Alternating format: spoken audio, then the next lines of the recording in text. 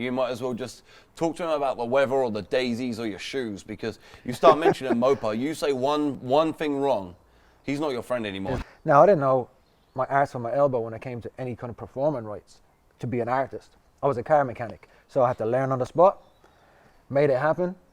25 years later, don't know how many million albums we've sold and all that kind of stuff. Wow. And you know, you gotta kind of just grab opportunities in life as you do.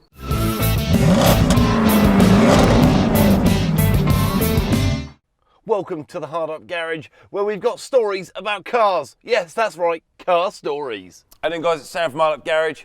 We're here with Shane Lynch from Boyzone, or in my opinion, he's more of a drifter in my eyes than he is a band member, and Rob Pitts from Hot Rods and Happy Hour in the US. Both a bunch of legends, sitting on my lovely brown stained couch. I like it, it's a nice couch. I think I'm more interested in the skis. Why have you got skis? They're free, man. They come free. I didn't even pay for them. Kind of like the rash you're going to get from the couch. It's free. You don't even have to pay for free it. rash. Oh, well, that's what happens when you buy like a jet ski and it works for a little bit and it breaks down, and you go buy another jet ski and that breaks down. Then you go buy another jet ski for parts. It comes with a bag full of free stuff. You take the skis, man. You're never going to use them, but they're free, right? And then you end up with a yard like so. Like this. Full of all sorts of, let's call them treasures, to be fair. Antiquities. Yeah, well, yeah, there you go. Well, actually, as you know, the British say, pure. Good. We use that one in the US too. No, at the end of the day, man, I bet this is clean. I mean, yeah. I mean, I've been blitzing. I got a little bit carried away with collect shit. I think everything has a value, and sometimes it's hard to throw it away. You know. Yeah, I get that. I come from my old man. Is the same kind of stock. You know what I mean? Grew up in he was a stock car racer himself, and so my kind of playground always consisted of a shell of some car.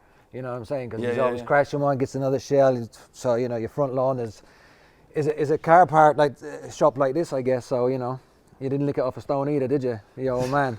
See, my dad's just the same, man. He's hoarding 9,000, you know, but he's getting more and more ill every day, and he gets better, and then he gets more ill, and then I have to mop up all the shit, you know? So basically, I know how my kids feel, so I need to sort of nip it in the butt now, otherwise it's going to end up like crazy. Yes. But, you know, when you're building something like this, saying a Rob, I've been grafting on this for 3.5, 4 weeks now. I mean, that's quite amazing, considering I had 2 perfectly good running and moving cars, and now I have one piece of crap that ain't worth nothing. That's fine.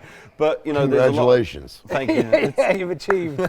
I mean, it looks pretty spectacular sitting there, that's for sure. So it's about having something that's usable and fun at the same time, you know? Did you have to chop a lot out of this already, or? The whole thing. So this had a chassis? This had a chassis, and it had Tesla motors and Tesla batteries. So it did 11 miles an hour. You press a button, the car did a wheelie and went along on its back wheels. And it was useless, man. It's got a VIN number, so it's titled as a US movie car, as a Dodge Charger, so it can be driven on the streets, right? But it can't be used. And this is a 2012 Carl Edwards emblemed NASCAR that can't be driven on the streets. So why don't I just collaborate the two? I mean, the whole floor we've cut out, we've made new inner seals, we've strengthened it, we've made like a skeleton chassis to hold it all together. And it's just a lot of hard work, man. This is the first time I've done it. It's just about having a go, man. Some things work, some things don't. Yeah. I mean, you've probably seen some nasty stuff at SEMA, right? Oh, lots. Nasty good or nasty bad? A little bit of both. A little bit of both. I'm talking about my roller here, baby. Back in 2016, we made the Rolls-Royce rat rod, like cut it up, crazy thing, you know. And people loved it and hated it, but there's some stuff at SEMA that you go underneath it. There's no exhaust, the wiring harness is taped up, there's like masking tape. They're there for looks. They're there for looks. They're display cars. It's also deadline stuff, though, isn't it? You know what I mean? It is, and that's the thing you understand. I mean, like Texas Metal, the show on Discovery Channel. Like those guys, they were talking about, they built a SEMA car 3 years ago. This still doesn't run to this day. You know, and I mean, it's just part of that. I mean, they made it look pretty, and I mean, for all intents and purposes, it did its job. Yeah. You know, it looks good on. It got pictures. That's it. And then you move on to the next build, and it sits in the corner, and you forget about it. Exactly. Yeah, I hear you. It's a little bit like the Escort, man. Like, it's been here 2 years, and. Oh, really? Yeah, Do you own it? Huh? Do you own it? Yeah, it's half mine and half one of my customers. It's a nice car. 50-50, and it was his, and then it got to the point where he's like, man, can you do something with it? I was like, one day. He's like, cool, well, do you want to own half of it? I don't feel too bad about it not being in my garage. I'm like, cool, no worries. Got ya. I just rebuilt the engine. It's got a 2.1 Burton race engine in it.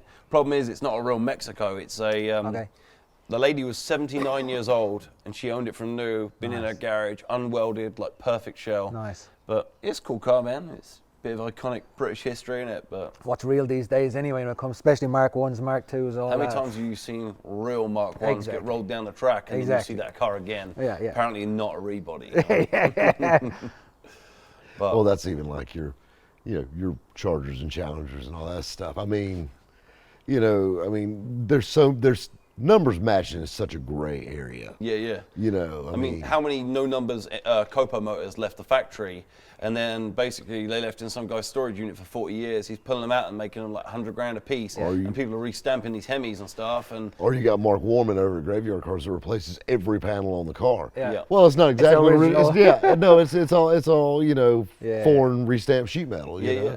I mean, you can't say that's a restored car. That is a rebuilt car, isn't it? It's a new car. Yeah. It's a new car.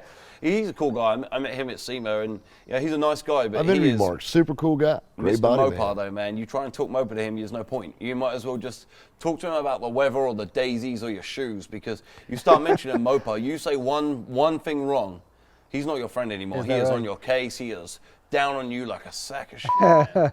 I tell you, when you're interviewing guys like that, you let them lead. Right. I've learned that in radio. You let those guys lead. A good friend of mine, Dennis Pitzenbarger, you remember Dennis? Yeah. Dennis had a couple shows, Highway to Sell, Highway to Sell, Sticker Richard Shock. Slick, yeah. And but he was talking about, and he did radio for a long time, and we had him on the radio show when we were talking about interviews. And it's so funny how, like, when you're interviewing people, how they can go different ways. Like you got some people that grab you by the hand and just drag you along, and you got some people you got to pull every damn thing out of them. Just like, so what have you been doing? And, hey. And you got some that's just like, so welcome to the show with him, and they talk. And we were talking about, pretty much. Sorry. And so we were talking about some of our favorite interviews back and forth, and I told him I had a really fun time interviewing Shirley Muldowney, the first lady of drag racing. And she was a great interview because, keep in mind, I'm on FM radio. Yeah. And so I have FCC compliances to keep up with. And I've got a 78-year-old lady that's cussing like a sailor and telling me how bad NASCAR sucks and things like that. And I'm loving it, but I'm thinking to myself, my sponsors are going to hate this shit, And I'm like, yeah. And she just keeps going and going. I'm like, are we recording this? Yes. We're going to have to edit the hell out of it, but it's going to be great when we get done with it. And out of about an hour and 15 minutes, we were able to save about 18 minutes of that interview and put it all together. Yeah. And it was great. But he was talking to me about that. Me and Dennis were going back and forth. He laughed and he said, I got one for you. He said, Carol Shelby, I got to interview. And I said, Carol Shelby passed away. And it wasn't long after he passed away when we were talking about this. I said, how iconic to interview Carol Shelby. I said, what did you talk about? He said, we never even mentioned Mustangs. Is that right? Never once was a Mustang mentioned. He said he just recently bought a cattle farm, and we talked about cows. He said, when Carol Shelby wants to talk about cows, guess what? We're talking about fucking cows today. Yeah. And then I've got another one that kind of went the same way, Steve Saline. Yeah. I host a really big Mustang show in Tennessee, and Steve Saline was there with the Saline Club with all these Saline Mustangs there, and Steve Saline comes up to my event trailer and sits down, and every Mustang guy is like, Steve Saline is the Elvis for Mustang people. Yeah. And so here we are at this event, and I've got this big event trailer with heat and air and a refrigerator and drinks, and it's kind of like the little getaway. And so Steve Saline comes up and says, Steve, you need a break from the action. Come on in, So he comes in, and me and him were sitting there just talking, and we never talked about a Mustang.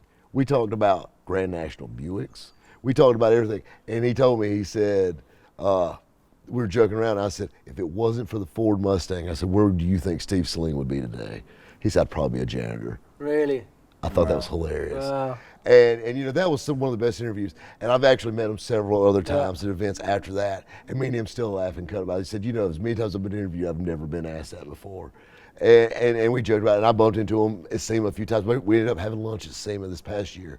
And just a super cool, laid back guy. He's not into it as big as he was, but those cars have such a following, and the collectability of them's gone insane now. So I was walking through the SLS at SEMA at Vegas, walked through the SLS with the guys. I was with Slick actually, and Nelly walks the other way, right? Oh, aye. And I'm like, man, it's freaking Nelly, like I'm getting all giddy and stuff.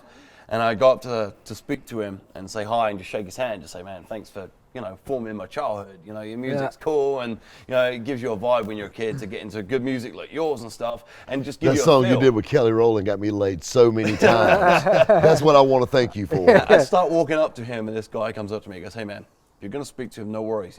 You mentioned hot in here, we're going to kick your ass. Oh, really? And basically, it wasn't like, we're going to kick your ass. It was more like, just don't mention hot in here, you're cool. But you know, you got so many people that are like that hate certain songs. It's not so much he hates and you it. know this. I mean, you've got a musical background, so you know. I'm sure you know people the same way. They were kind of a one-hit wonder or something like that. But I love how some people look at it like a blessing and some people look at it like a curse.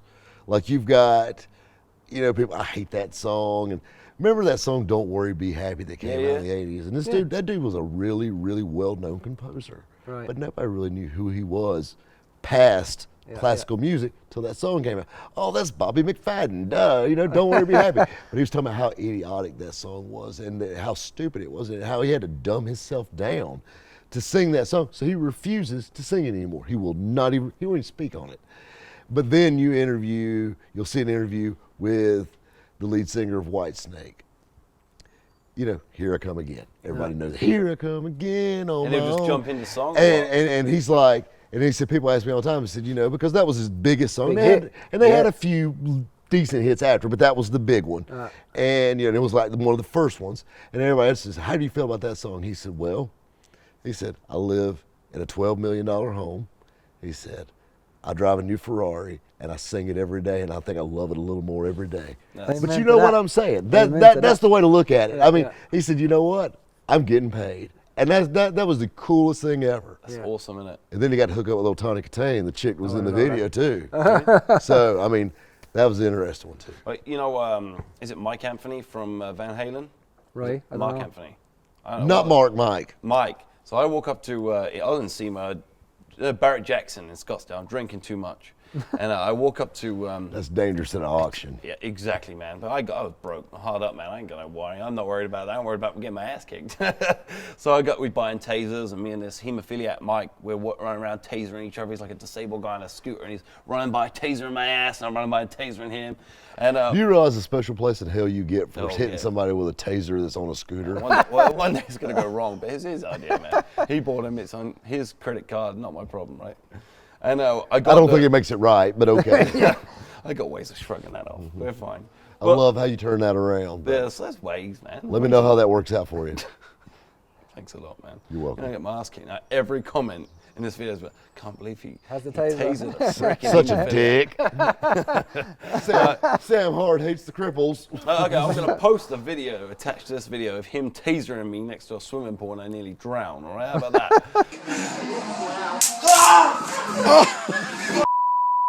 But no, I'm walking up and he's like, hey man, that's Mark Anthony or Mike Anthony from Van Halen, but tells me the wrong name. He tells me the guy that's with J-Lo, right? So I got to him and I got like this, exactly, right? So I got this cigar and he's like, that's Mark Anthony. I don't know who the guy is, but I know he's a cool guy. Anyone from that era is cool, music's good. You don't notice everyone's face when you're my age to what's associated with a song. So I got And those to him. guys don't ever go up to him and say like, my grandpa loves your music. Yeah, that's not That cool. pisses them off. That doesn't go down well. That didn't go down with Keanu Reeves either. He didn't like that. But I went up to him with this big cigar, right? And I'm like drunk and I'm falling all over the place. Like, Have you noticed a pattern? yeah. I'm in America, man. I'm Drunk, partying like a rock star. And I got to him like, Mark Anthony, or call him like, whatever the wrong one is. Yeah. He's like, yeah, no worries, man. It's like, my dad loves you, man. I've grown up with your music. I love you. You're a fucking legend. Just keep being awesome. It's like, no worries, man. I'm going out. And he's basically chewing on my cigar because I'm giving him a hug and he's like taking, and the guys are taking pictures of me and he's like laughing at me and like doing this to my cigar and bumming my cigar and then blowing smoke in my face. Like, it's hilarious. And it's, by the way, man, I'm not with J-Lo, I'm the guy from Van Halen. I was like, I know you are, but I just get the names wrong. And it was just the funniest thing. And he was just cool because he wanted to talk about the music and he wants to talk about the cars and he doesn't care what people do. If you're a nice guy and you just want to chat, he's got time for you. If you just like talk to him like crap and want a picture and like give him rubbish or call him the wrong name, he's still cool.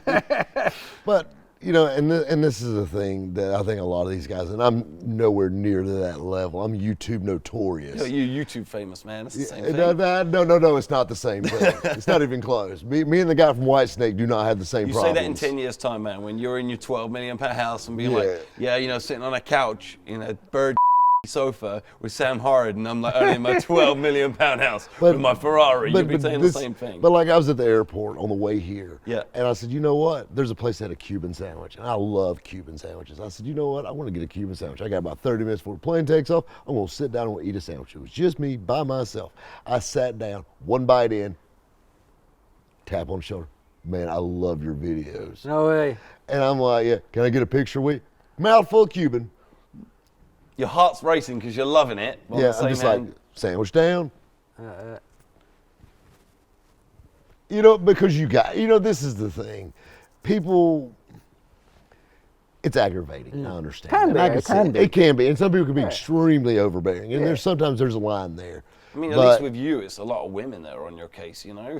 With us, it's men. It depends, you know, I think, you know what, we all have good days, we all have bad days. It's like human is human, you know what I mean? Yeah. Of course. So when you're caught on the wrong day, then it's unfortunate for the person who catches you on the wrong day. But I never want to be a dick to anyone, that's for sure. But I might be a bit quiet for sure. Well, we've all had the door slammed in our face for by somebody that we thought was super cool. Correct. And it totally just turned our image of them. Yeah, absolutely. And they could have been having a bad day, but you know what I'm saying. I got to meet Keanu Reeves at Goodwood, right? And he's there racing his bikes. Cool guy, man. I mean, he's had tragedies in his family. He's dealt with them, but he's an amazing, like, iconic, like, person to look up to. You know, someone you aspire to be as good as if you were ever in that situation. And I didn't want a picture with him or anything like that. And I basically wanted to go up to him and just say thanks for being, you know, really trying hard to do what you do and stuff like that. I went up to him. I was like, hey, Keanu, just want to say, you know, and he's like, do you want, man? You want a picture or what? I was like, I'll take a picture, but why do you have to be a dick? He's like, dickheads like you all the time. And that was him on a good day. And that was him. He was all right. Yeah. But like, he must have been asked by 50, 60, 70 people for a picture, man. And I must have just broken the straw that broke the camel's back, man. He was But it's different when you're kind of looking at Hollywood boys, and then when you get car builders, I think the likes of SEMA is that's their catwalk, right? Yeah. That's their platform. They're they're building these cars, they're coming down, they're coming to talk to the people who love the cars they build. I think it's different when you're making a movie. You got to watch a movie. You eat your popcorn. You take your drink. You with your missus. It's a bigger field than just love of that movie or that character. You know what I'm saying? So every day they've got to deal with everybody who've just seen a movie. They're not really into them. They're not really, you know what I'm saying? Well, and the thing about the car builders, though, a lot of those guys get that prima donna thing going too. And the thing is, if it wasn't for the guys liking your cars and buying your T-shirts and all that stuff, you wouldn't be there. Correct. That's something else. But then I've noticed a couple of your things, like you go out of your way on a lot of occasions through your Instagram and your YouTube and your Facebook. You go out of your way for your fans, man. Like the other day I watched some video with, I don't know where you were, but there was a couple of Chinese girls and they were doing a video to the camera saying how much they love Boyzone and all this kind of stuff. You just walked in behind, they turn around, they just melt, right? Yeah. You didn't have to stay around after the show. You didn't have to go and spend your time with these people, and they appreciate it, right? Of course. And then when we were filming back in November, December, you had to disappear early. You drove all the way to get a plane. You got a plane to Ireland to go on a show in the there where they freaking basically brought up. That was that same night. That drifted. That same no night. way was that the same night. Yeah. And you basically busted your balls to get all the way to Ireland for that freaking show, right? Yeah. You got on the show, and the first thing they bring up was some drifting thing, right? And I mean, you've got an amazing track record for what you do in the drift world, the TV world, the racing history you've done. They bring up one video that's like, where like maybe you're behind someone, right? And you're like, are you taking a piss? Like, I've just come all the way here. I busted my balls to get here, and you don't want to talk about my music. You don't want to talk about all the positives you've done. This jackass just wants to get a reaction from you. It's not right, man. Like, what happens? No, he caught me on a bad day, to be fair. Man, you must have been get there on good time. I was banned from that TV. Well, it's like I don't know what your big shows are in the US. That's Tonight. But like a BBC here, it was an RTE show, and it's a live show. Yeah. So it's a live family show. So I was, you know what I mean, kind of a thing. But they called him out. He busted his man. balls for hours. Planes, cars. Yeah, Got there. I mean, in the nick of time. Went on there just to prove that it's in Ireland, man. He's Irish. He did his best to get there and freaking expect a little bit of respect, you know. Yeah, that's what happens though. But hey, that's all good. Nah, it's cool, man. It's got to be you one day, innit? One day, you just got to keep dreaming, man. Fake it till you make it, right? That's it. We're like, Sam, come on, man. Remember that Charger? As long as you built? don't I sell love this the Charger. couch, it's all that Couch matters. ain't going nowhere, buddy. Your stains are going to be on here forever. Well, I'm sure of that. Not yours, man. He's clean. We're good. No, I mean, you got to understand, like, I've been trying to do this TV thing for years, 4 years now, right, since I met Richard in 16. And, you know, he gave me all the pointers. I wouldn't be here now building this car talking to you crazy motherfuckers if it wasn't for Richard's ideas telling me to go out and do what I want instead of doing what I have to do. My girl as well, my kids, man, they let me do what I want. And same with you, man. You're in the I'm same blessed position. that way, for sure. But this TV dream, like, what else is out there, man? Like, Top Gear's dead, yeah? The new show that Clarkson done, they've cancelled that. Right. Car SOS is kind of ended at a demographic that's kind of 50 and above. It's not a bad show. I kind of like it. It's a good show. Yeah, I like very it. good show. Yeah. But there's no custom car building shows. Right. There's no dragging cars out of barns and doing something cool with them instead of Yeah. just restoring them and putting them back on the road. There's nothing about British guys that are doing the American or the European dream. There's nothing where we're collaborating with cool drifters. How do you feel about wheeler dealers now? The way the deal is, you got to respect kind of their heritage and what they do. They've been around for a long time, you know. And I think, you know, they're just trying to hold on to what they've done all the time. It's they done. haven't. Yeah, it is, but there's still a demographic there who likes Mike and likes Ed, and I don't think Ed's with them anymore and stuff. You know, and they're doing their thing. They have their fan base. So a fan base brings a show and brings watches and It's brings finished now. viewability. I think it's finished. Well, I went to the States and they tried to do it there, and Yeah, it they're was okay. still going. They just finished up their this past season. Right. Yeah. It was a good watch, but you know, we've come along so far in some awesome builds of, and I've got to say, it's mostly stateside stuff with the car builders and and the money that's spent out there. And I think that's the biggest thing you will always come up with the UK is the money. Nobody wants to build $100,000 car. Nobody. So in the States, loads of people want to build $100,000 cars. To be on TV, they'll just dump 100 grand just to Exactly. have them stood by the car at the end of the Like show. your bitchin' rides. Yeah. Yeah. Where do you find your clientele at? Absolutely. With bottomless. All that dominant. Yeah. That just says, hey, I just want, you know what, just go wild. Yeah, just build it. But then Dave Koenig's a cool guy, man. We were at SEMA. Super cool. I Laid think back. he's an amazing fabricator. He's not just an amazing fabricator, man. His team. Yeah, Everybody yeah. there is just a Yeah. talented group. But they work for him. They don't work for the money. They don't work for the kudos that goes Yeah. with the name. They go there every day because he goes around that shop every day and just, like, he may pat someone on the back once a day and go, doing good there, man. Yeah, What about yeah. change this? What about this detail, right? Yeah. And at SEMA, he walks around every minute. The doors are open and he Doors meets go fans. He open, talks really. to people. He goes and admires people's cars. He came over to the CIA build that I was a part of in SEMA. Yeah. He's like, man, that paint is amazing. That chop's good. I'm like, mate, I ain't to blame. Like, the guys in Yeah, Mexico yeah. built this. And then he's like, I come in the trailer. I'm in his trailer in his like penthouse birdcage up the top, talking to him, drinking beers, and he's just another car guy, Yeah. man. But his clientele basically know he does the best stuff in the world. Yeah. Same with you, man. Yeah. Like, someone wants the best boy band in the world, you know, they're going to go to you. Did they go to America? Get the Backstreet Boys. Not a thing, is There it? you go. Not a thing, is it? They go to China, man. Watch it. Yeah. But tell me about that. I mean, how's things changed for you over the last 15 years? Like, I mean, from being like a crazy fan base. What I want to know is, how did it start? Like, Tell- how- yeah. Well, I'll tell you the truth. I was a car mechanic. That's what I was. I worked for my dad. My dad had a shop. He built raced cars, and I was just a part of his world. I would have gone on to take over family business. So I would say what runs through my veins ultimately is machines, for sure. There was an opportunity for a band. A guy I knew said, look, you've got a particular look. Do you want to go audition for this? I was like, and I did. And I ended up in this band. There was no rhyme or reason for it, you know what I'm saying? It was more of an opportunity, a chance. Now, I didn't know my arse from my elbow when it came to any kind of performing rights to be an artist. I was a car mechanic, so I had to learn on the spot, made it happen. 25 years later, don't know how many million albums we've sold and all that kind of stuff. Wow. And you know, you gotta kind of just grab opportunities in life as you do. It was never meant to be for me. I just took it and I ran with it. And then, So you never thought that you would be in a group? hell like no. that? Really? Not a chat, not a Singing never was a thing? Not So a- you didn't not do a any thing, singing man. before that? No, not a thing. I Wow. worked for my dad. I got kicked out of school at a young age. I couldn't read and write. Nothing. I was like, I'm a car mechanic. That's what I am. And then this band came along. It happened. Like, I'm a very blessed guy in that respect. And then I've just returned more so back to what I love, and that's machines and building cars and TV shows with you. And I got the opportunity to kind of, because of fame, without a doubt, to end up racing cars. I raced for some of the like TVR here, which British built car. I raced for Porsche UK, Porsche Germany. some big old teams, you know what I mean? Just because I had a name in pop and I could drive a little bit. I definitely wasn't ever going to be a world champion at any kind of motorsport, but I can pedal, you know what I mean? I can steer a car, and I did okay. And I've been blessed from it, and from there, my car heritage from all sorts of motorsport lands me in positions I'll be able to do TV shows and talk about cars and talk about builds. I've built them with my dad. I understand what I'm looking at, and I drive them and understand the behavior of them. I understand what you need to make that car do what it needs to do. So it's a nice position for me to be able to flip in and out of two amazing worlds. What do you want to be when you're a kid? I want to be a pop star and a race car driver. You know what I'm saying? Tick, tick, tick, tick. Done. So, you know, blessed I am, for sure. Blessed. Very. Amazing, man.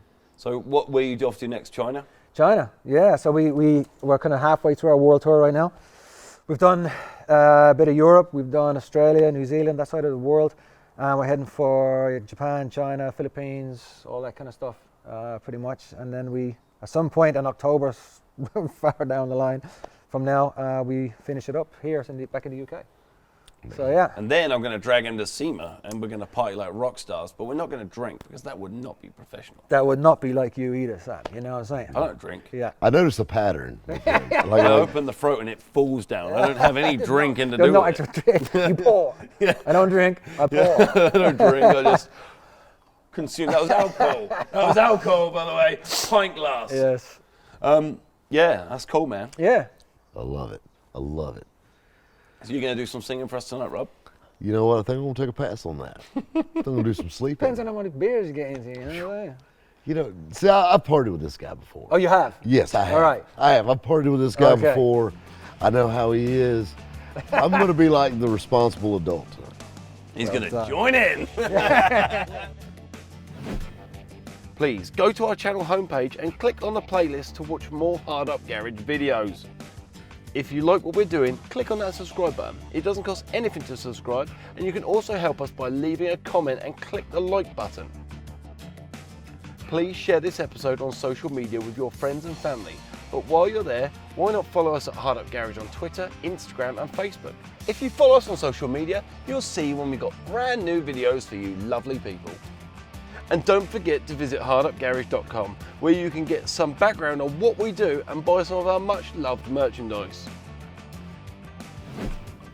Goodbye from Sam from Hard Up Garage, and thank you for listening to my lovely car stories. Stories about cars.